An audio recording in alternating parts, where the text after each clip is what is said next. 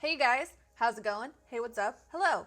Today we're going to be talking all about products that I either never reach for or have only reached for a handful of times. Some of these products might work great for other people, but I think what I'm really trying to accomplish with this video is to get you guys to learn from my mistakes. Now, if you saw one of my more recent videos where I talked about all the stuff that we probably can stop buying, there was some specific categories of things in that video that I think we can pump the brakes on purchasing. You guys gave me tons of ideas of other products we can probably chill out on, so there might be a part 2, I don't know. So this is more like a real life example of things that like I'm just not gonna purchase anymore, or if I do purchase anymore, I'm gonna be very discerning about because I got burned a few times. So I have a lot of things, we're just gonna get started. Once again, these products might work really well for you, but knowing my makeup taste, my preferences, the type of stuff I like to work with, I should have seen it coming that I wasn't gonna like any of this stuff, to be perfectly honest. But before we get started, make sure you are subscribed. If you are not, check the down bar for links to all my social media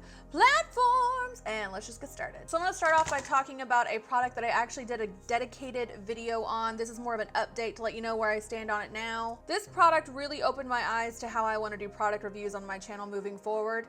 I don't know if I'll ever do a first impressions again because it's truly not necessarily going to be an accurate representation of how I feel about that product moving forward. So this is called the Flawless Filter High Coverage something or another from Huda Beauty. I did review this, as I just said, and I think I gave it a pretty favorable review.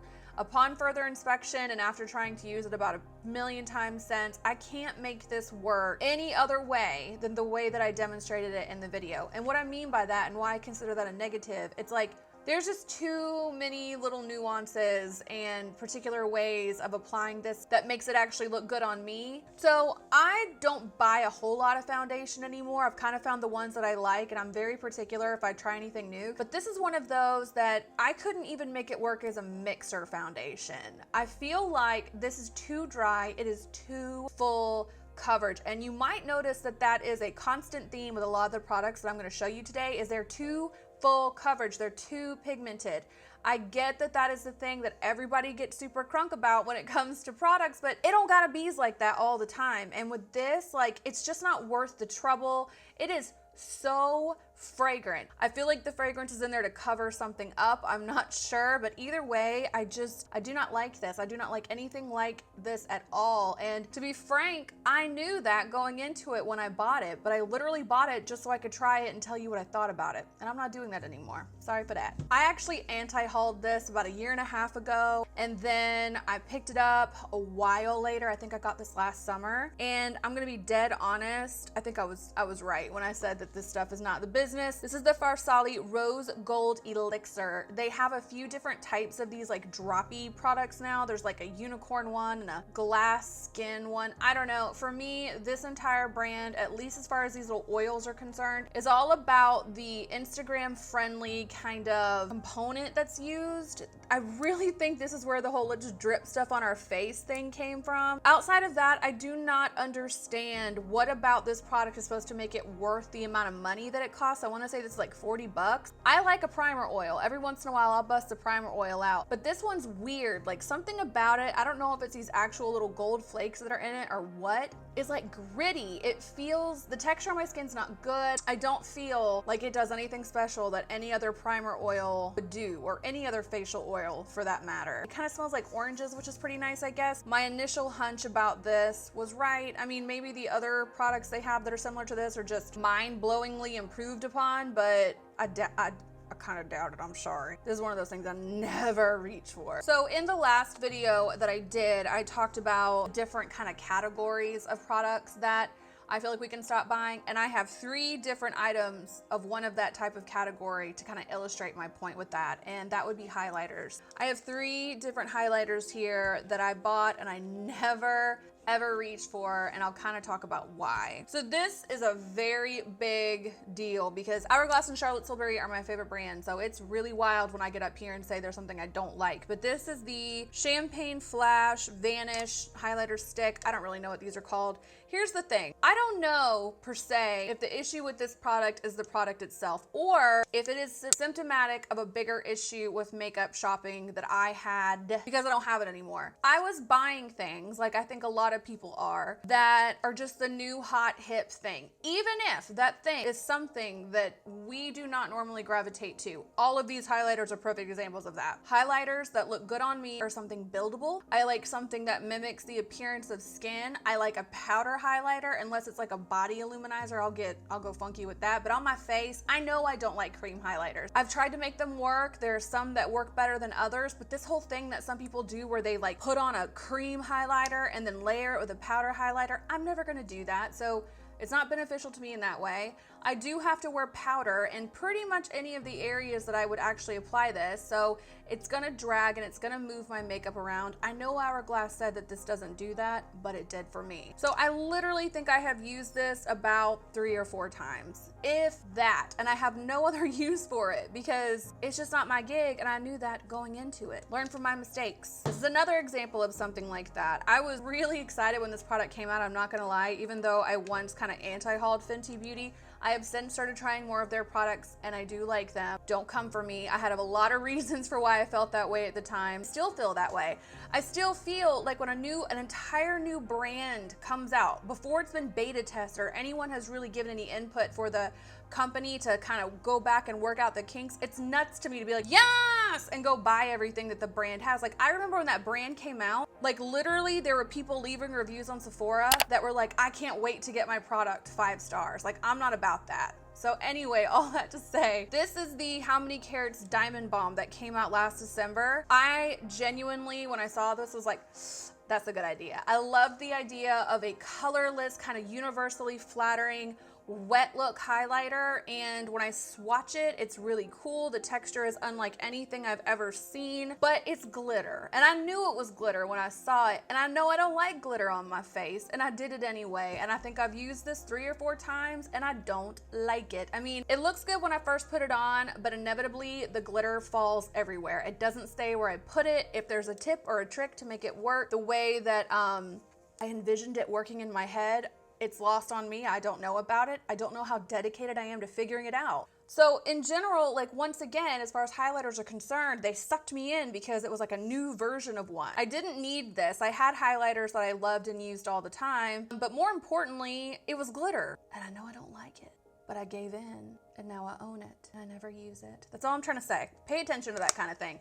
If you know you don't like something, don't buy it. This is a Skin Frost from Jeffree Star Cosmetics. I'm not here to comment on my personal views on any individuals that are associated with the products that I'm mentioning. Don't put words in my mouth, don't make assumptions. I'm just here to talk about these products themselves. So let me just put that out there before we get this party started. With this particular product, I don't know why I bought this. I really don't. I think it was just one of those things where I had never tried anything from this brand and I kind of wanted to see what the deal was, and I can honestly say I hate this. I have the Blood Sugar palette, which I just used for the first time literally in my chit chat get ready with me about makeup shame. First time I've ever used it. I have liquid lips from him. This is the only thing that I've used that like I can report back and say, I don't get this. I should have known I wouldn't like this because everybody talks about how pigmented this is. And as I've said before, something being highly pigmented in my eyes is not always the way I need things to be. And in this case, this thing to me is a really big,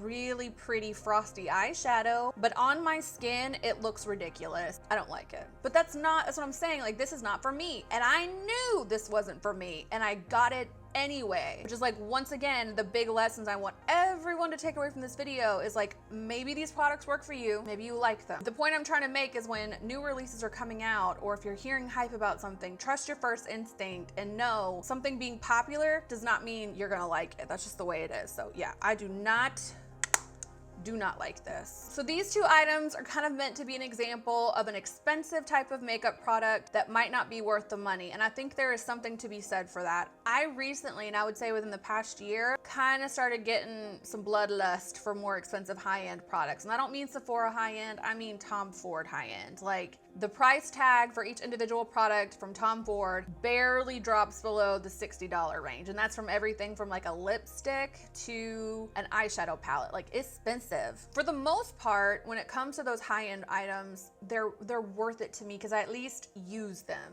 These are two examples of high-end products that I do not use. Like these are two YSL lipsticks that I have had for at least a year and a half, if I had to guess. It's been a while. This lipstick still has the embossing on it. Like I haven't made a dent in it.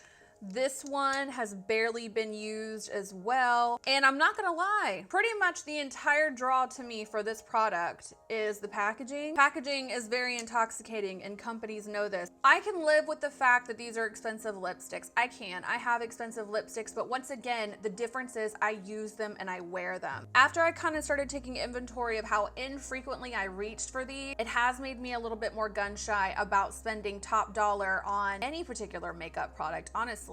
Things I will spend money on that are high-end products have to be products I will use all the time. And I have to like know that going into it. So for example, if I'm gonna spend $60 on a lipstick, it has to be one that I will reach for time and again. Tom Ford All Mine lipstick is my favorite nude lipstick I've ever owned. That was a high-end, expensive makeup product that worked out. But I will be a lot more careful moving forward just buying stuff because it's pretty.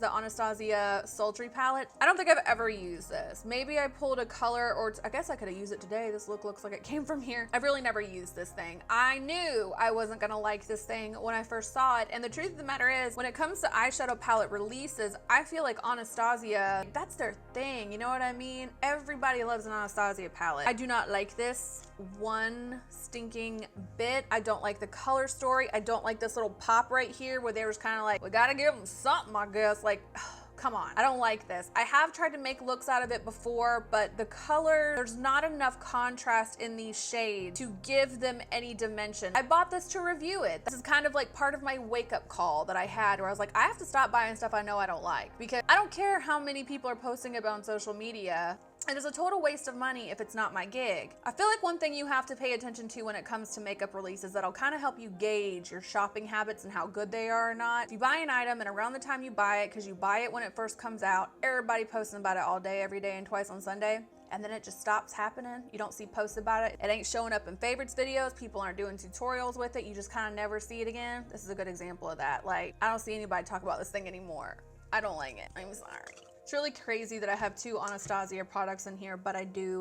I love a lot of their things, like don't get it twisted. This is the bronzer that they came out with last year, and I did a video where I used this bronzer, and I've used it one other time besides that, and I've never used it again. Literally, this bronzer like is too pigmented. I'm not getting a nice wash of like glowy bronze warm skin. Like it's like a beard on my forehead that I try to blend out. It's too much. And bronzer is one of those things that I feel like once you find one or two that you like, you just don't have to keep buying them over and over again. And this was a good example of that. I have a handful of bronzers I've bought and only used once, and that's not the way of it. I just feel like we have those staples in our collection that once you find the right undertone and the right depth of color, you don't need to keep looking around. For me, I don't know what it is. I just know I spent $25, $26 on this. I bought it when it first came out because everybody else was buying it.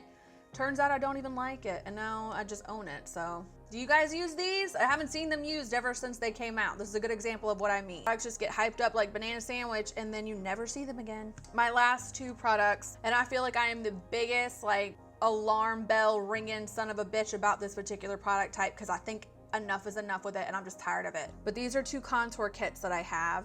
This one is not new to the game at all. However, as far as the Kat Von D Shade Light Contour Palette goes, I bought my first one of these, I think it was in 2015. I rocked out with that one for a long time until I completely crushed it, and then I never bought it again because I found my ideal powder contour, which is the Charlotte Tilbury Film Star Bronze and Glow. And even though I love that thing, and even though I didn't need this, I kind of had that moment when I was at Sephora one day where I was like, well, it's just one of those things you just like gotta have. This personifies exactly why I don't like contour kits. Like, I don't like any of these colors. They're extremely artificial looking on me. They're too pigmented, and none of these contour shades are really good for me. So there's essentially 6 different types of contouring and highlighting product in here, and not one of them is right for me. If you're one of those people who is just able to make this work for you because the undertones and the textures are right, awesome. But this is what I mean when I say like something too big. You might think you're getting your money's worth because there's a lot of stuff in here, but if they're not right for you and you don't reach for them, like it's a waste. And that goes double for this thing, because let me tell you something, the packaging of this product is the most beautiful packaging of any makeup product I own. Like, it's not even up for debate. But the products in here, I don't like them at all, and I should have known because they're super warm, and once again, they are too pigmented. I just know moving forward that I am not gonna be on the ooh, she pigmented squad. Like, that's not my team, which sucks because I feel like most products that come out nowadays, that's what they are doing. Like, that's the only thing they're bringing to the table anymore. I mean, I wouldn't want a person in my life that only brings one thing to the table. I don't want my makeup to be that way either. So like, just because it's pigmented doesn't mean shit to me. It really doesn't. And these are, I think the #1 running thing of everything I've showed y'all today is I don't like things that are too pigmented, and I don't like things that are overhyped. Like, that's what I'm learning about myself. And I think these types of videos that I plan to put out, I know some people might think I'm being negative, but I'm just trying to help y'all. Like, you have to notice your pattern or you can't change them. And now that I've noticed that I used to be one for the hype, and I used to buy things that I knew I probably wasn't gonna like just because everybody else was doing it, now I can stop doing that and I can enjoy what I have. All right, guys, I hope you enjoyed this video. What products have you bought that you never reached for? Please tell me down below, help each other out. I will do this again once I kind of round up some more products I never reached for, but because I purged my makeup collection this year, I didn't have a lot of stuff left that I actively never use. This was really kind of the exception. I feel like everybody does that video where it's like full face of products I hate. I could do a video like that if you wanted to see it, let me know.